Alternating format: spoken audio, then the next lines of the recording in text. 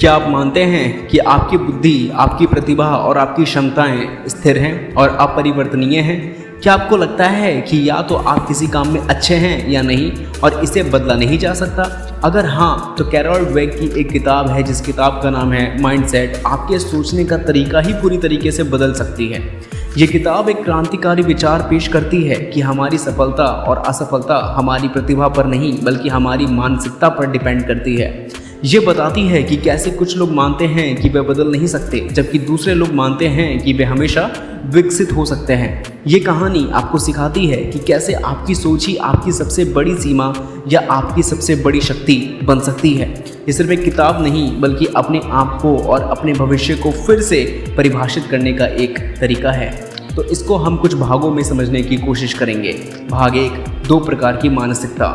Carol Dweck की किताब का सबसे मूल और महत्वपूर्ण सिद्धांत यह है कि हर इंसान के पास 2 में से एक मानसिकता होती है जो उनके जीवन को गहराई से इफेक्ट करती है। ये 2 मानसिकताएं हैं, फिक्स माइंडसेट और ग्रोथ माइंडसेट। पहले हम फिक्स माइंडसेट के बारे में समझते हैं। इस मानसिकता वाले लोग मानते हैं कि उनकी प्रतिभा, बुद्धि और गुण जन्म से ही तय होते हैं और उन्हें बदला नहीं जा सकता, जबकि वे सोचते हैं इसी फिक्स माइंडसेट वाले लोग कि या तो आप में यह बात है या नहीं। वे चुनौती से तुरंत बचते हैं क्योंकि उन्हें लगता है कि इससे उनकी कमियां बाहर आ जाएंगी।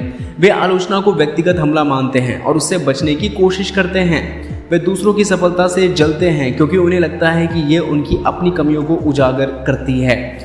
जैसे एक उदाहरण मैं लेके चलना चाहूँगा कि एक स्टूडेंट है जो क्लास के अंदर गणित में अच्छा नहीं है, लेकिन वह ये मान लेता है कि वह कभी अच्छा कर ही नहीं सकता और कोशिश करना ही छोड़ देता है। दूसरे माइंडसेट के जो लोग होते हैं वो होते हैं ग्रोथ माइंडसेट।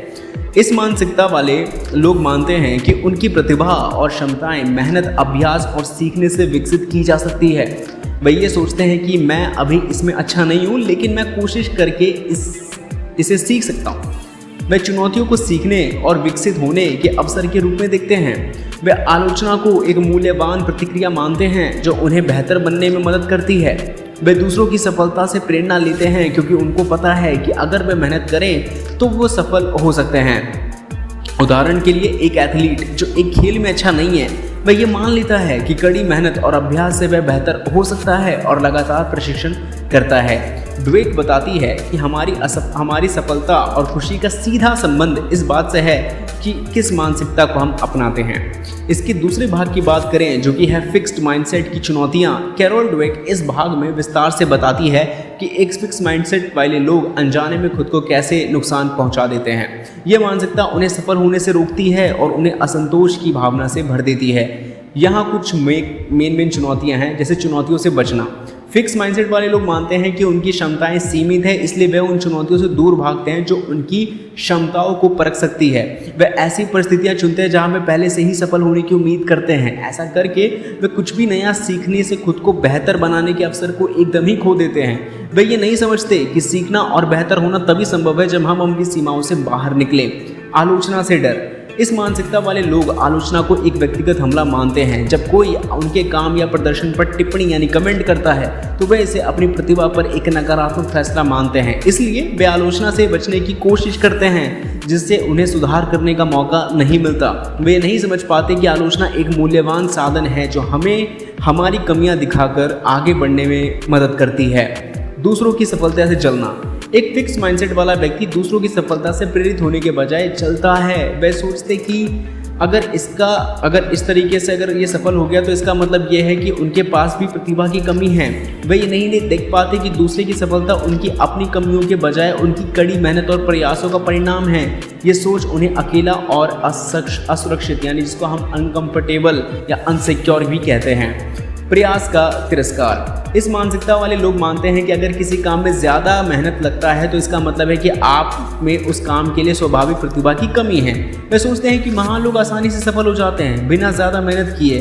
ये सोच उन्हें कड़ी मेहनत से करने से रोकती है और उन्हें ये भरोसा दिलाती है कि प्रतिभा ही सब कुछ है, जबकि सच्चाई ये है कि प्रयास ही सब कुछ है। अगर इसको थोड़ा संक्षेप में समझें तो फिक्स माइंडसेट एक ऐसा मानसिक ढांचा है जो हमें अपनी सीमाओं में रहने के लिए मजबूर कर देता है और हमें हमारी वास्तविकता जो क्षमता होती है वहाँ तक पहुँचने से रोक देता है। अगला भाग ग्रोथ माइंडसेट की शक्ति, the power of growth mindset. Carol Dweck अपनी किताब में बताते हैं कि कैसे ग्रोथ माइंडसेट सिर्फ एक सकारात्मक सोच नहीं है, बल्कि ये एक शक्तिशाली मानसिक ढांचा है जो लोगों को अपनी असली क्षमता तक पहुँचने में मदद करता है। यह मानसिकता लोगों को ना सिर्फ सफल बनाती है बल्कि उन्हें लगातार सीखने और विकसित होने की खुशी भी देती है। ग्रोथ माइंडसेट वाले लोग क्या करते हैं? चुनौतियों का स्वागत करते हैं। जहां एक फिक्स माइंडसेट वाला व्यक्ति चुनौती से भागता है, वहीं ग्रोथ माइंडसेट वाला व्यक्ति उसे एक ऑप्शन यानी कि एक अपॉर्चुनिटी के रूप में, यानी एक मौके के रूप में, यानी एक अवसर के रूप में देखता है। वे मानते हैं कि हर नई चुनौती उसके दिमाग की मांसपेशी को मजबूत बनाती है। वे ये नहीं सोचते कि क्या मैं सफल हो पाऊंगा, बल्कि वे ये सोचते हैं कि इस चुनौती से मैं क्या सीख सकता हूँ। प्रयास को महत्व देना। ग्रोथ माइंडसेट वाले लोग समझते हैं कि महान प्रतिभा जन्मजात नहीं होती, बल्कि कड़ी मेहनत और प्रयास का परिणाम होती है। वे ये मानते हैं कि जितना ज़्यादा वे प्रयास करेंगे उतना ही बेहतर होते जाएंगे। वे प्रयास को एक दुखद और ज़रूरी काम के रूप में नहीं देखते, बल्कि इसे विकास का एक रोमांचक हिस्सा मानते हैं। आलोचना से सीखना। इस मानसिकता वाले लोग आलोचना को पूरी तरीके से एक तोहफे की तरह मानते हैं। वे ये जानते हैं कि कोई भी पूरी तरीके से सही नहीं हो सकता। आलोचना उन्हें अपनी कमियों को सुधारने का मौका ज़रूर देती है। वे दूसरों की प्रतिक्रिया को अपनी सफलता पर या अपनी प्रतिभा पर एक फैसले के रूप में नहीं देखते, बल्कि इसे एक गाइड की तरह इस्तेमाल करते हैं जो उन्हें आगे बढ़ने में मदद करती है। दूसरों की सफलता से प्रेरणा लेना। ग्रोथ माइंडसेट वाले लोग दूसरों की सफलता से जलते नहीं, बल्कि उनसे प्रेरणा लेते हैं। वे ये मानते हैं कि अगर कोई सफल हो सकता है तो वो भी हो सकता है, और समर्पण से ही सफल हो सकता है या किया जा सकता है। वे सफल लोगों के रास्ते का प्रोसेस समझते हैं और उनसे सीखते हैं। तो कहने का मतलब है कि ग्रोथ माइंडसेट हमें लचीला, उत्साही और लगातार सीखने वाला बनाता है। ये हमें विश्वास दिलाता है कि हमारा भविष्य हमारे कंट्रोल में है और हम अपनी मेहनत से कुछ भी हासिल कर सकते हैं। ये जीवन को एक सीखने की प्रक्रिया में बदल देता है, ना कि एक परीक्षा में। चौथा भाग, मानसिकता को कैसे बदलें, how to change your mindset. Carol Dweck का सबसे बड़ा संदेश ही यही है कि मानसिकता कोई स्थायी चीज़ नहीं है। अगर आप एक फिक्स माइंडसेट में हैं तो आप उसे ग्रोथ माइंडसेट में बदल सकते हैं। ये कोई रातों रात होने वाला जादू नहीं, बल्कि ये एक सचेत और निरंतर प्रक्रिया है। यहाँ 4 एक चरण यानी कि स्टेप्स दिए गए जो कि मानसिकता बदलने में आपकी शायद मदद कर सकते हैं। अपने फिक्स माइंडसेट को पहचानें। सबसे पहला कदम ये है या ये स्वीकार करना है कि आपकी फिक्स माइंडसेट कब एक्टिव होती है। जब आप चुनौती से बचते हैं, आलोचना से निराश होते हैं या दूसरों की सफलता से जलते हैं, तो खुद से कहें, ओह ये मेरी फिक्स माइंडसेट है। बस इसे पहचानना ही इसकी शक्ति को कम कर देगा। उसे एक ऑप्शन दें। जब आप अपनी फिक्स माइंडसेट को पहचान लेते हैं तो उसे एक नया ऑप्शन दें। उदाहरण के लिए, अगर आपका मन कहता है कि ये बहुत मुश्किल है, मैं हार मानने वाला हूँ, तो उसे एक नया विचार दें। ये मुश्किल है, लेकिन ये मेरे लिए एक सीखने का मौका है। मैं इसे हल करने की कोशिश करूँगा। ये एक सचेत प्रयास है जो आपके दिमाग को फिर से टीचिंग प्रोसेस यानी कि प्रशिक्षित करता है, ट्रेनिंग देता है। विकास को इम्पॉर्टेंट दें, यानी अपनी प्रगति पर ध्यान दें, ना कि अपनी प्रतिभा पर। जब आप कोई काम पूरा करते हैं तो खुद को ये ना कहें कि मैं बहुत स्मार्ट हूँ, बल्कि कहें कि मैंने इस पर बहुत मेहनत की है और बहुत कुछ सीखा है। जब आप किसी असफलता का सामना करते हैं तो ये ना कहें कि मैं एक असफल व्यक्ति हूँ, बल्कि ये कहें कि एक गलती थी, मैं इसे सीख सकता हूँ, और ये विकास को प्राथमिकता देता है। निरंतरता को और प्रयास को अपनाएं। ग्रोथ माइंडसेट का सबसे महत्वपूर्ण हिस्सा ये है कि आप मानते हैं कि प्रयास ही सब कुछ है। ये एक सतत अभ्यास है। हर दिन छोटे छोटे प्रयास करें, उन कामों को चुनें जो आपको चुनौती देती है, और खुद को याद दिलाएं कि हर कोशिश आपको बेहतर बनाता है। अंततः निष्कर्ष और अंतिम विचार के ऊपर बात करें तो कैरोल ड्वेक की किताब माइंडसेट हमें ये सिखाती है कि हमारी क्षमताएं पत्थर पर लिखी हुई नहीं हैं। हम अपनी सोच को बदल सकते हैं, और ऐसा करने से हम अपनी पूरी दुनिया को बदल सकते हैं। ये किताब हमें ये विश्वास दिलाती है कि हम असफल होने के लिए नहीं, बल्कि सीखने, विकसित होने और लगातार बेहतर बनने के लिए पैदा हुए हैं। ये सिर्फ एक विचार नहीं, बल्कि एक नया जीवन जीने का तरीका है।